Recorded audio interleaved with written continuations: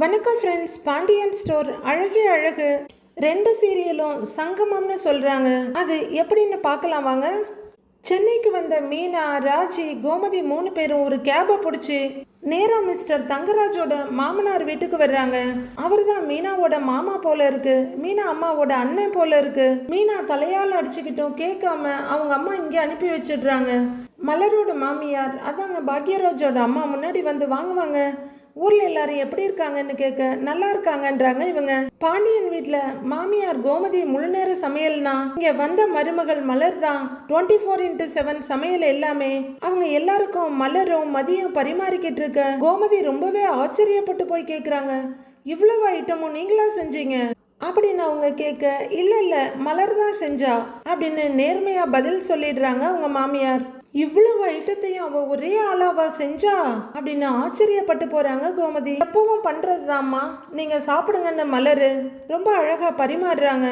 சாப்பாட்டு கடை முடிஞ்சு கோமதியை அவங்க மாமியார்லாம் பேசிட்டு இருக்காங்க. அப்போ மலர் அங்க வந்து உட்கார, மலரு சமையல்லாம் முடிச்சிட்டு துணியை துவைச்சிருன்னு சொல்ல, அவ்வளவுதான் கோமதிக்கு மின்னல் வெட்டின மாதிரி இருக்கு.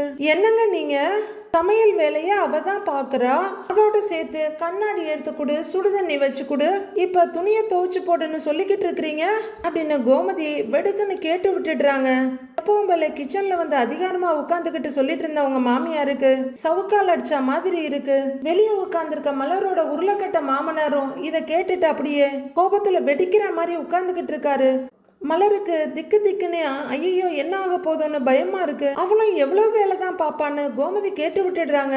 அப்போ அவங்க வீட்டு ஆஸ்தான மாப்பிள்ள தங்கராஜ் வந்திருக்க, இவர் தான் தங்கராஜ் மாப்பிள்ள அப்படின்னு மீனாவோட மாமான்னு சொல்லப்படுற பாக்யராஜோட அப்பா இவங்களுக்கு இன்ட்ரோடியூஸ் பண்ணி வைக்க, அவர் அரசியல்வாதி ரேஞ்சுக்கு ஒரு கும்பிடு போடுறாரு. புன்னகை மன்னனா வணக்கம்மான்னு சொல்ல கோமதிக்கு ஏக சந்தோஷம். ஐயோ தம்பிய பார்க்க ரொம்ப சாதுவான ஆளா இருக்காரு அப்படின்னு கோமதி சொல்ல தங்கராஜுக்கே அதிர்ச்சியா இருக்கு. ஏண்டா நானும் ரவுடிதான் எவ்வளவு பில்டப் கொடுத்து இந்த அளவுக்கு வளர்ந்து வச்சிருக்கேன், என்ன பார்த்து பொசுக்குன்னு இவங்க இப்படி சொல்லிட்டாங்களேன்னு அதிர்ச்சியோட பாக்குறாரு. இவரை போயா டெரர்னு சொன்னீங்க அப்படின்னு கோமதி கேட்க, செம்மையா பல்பு வாங்கினாரியா அப்படின்னு மதி சிரிப்போட பார்க்க மலர் பயத்தோட பாக்குறாங்க. ஐயோ ஐயோ அப்படின்னு கோமதி சொல்ல, இந்த அத்தையால என்னென்ன பிரச்சனை வரப்போதோ தெரியலையேன்னு மீனா பயத்தோட பாக்குறாங்க. சூப்பர், செம்மையா ஒரு முகத்துல வந்தவங்க கரிய பூசிட்டாங்கன்னு ரேவதி ஆனந்தத்தோட பாக்குறாங்க. ஆனா அந்த சந்தோஷத்தை மீறி ஐயோ இவங்க பாட்டுக்கு பொசுக்குன்னு சொல்லிட்டாங்க, இவங்களை எத்தனை தடவை மன்னிப்பு கேட்க சொல்லுவாரோ தெரியலையே அப்படிங்கிற பயமும் அவங்க முகத்துல அப்பட்டமா தெரியுது.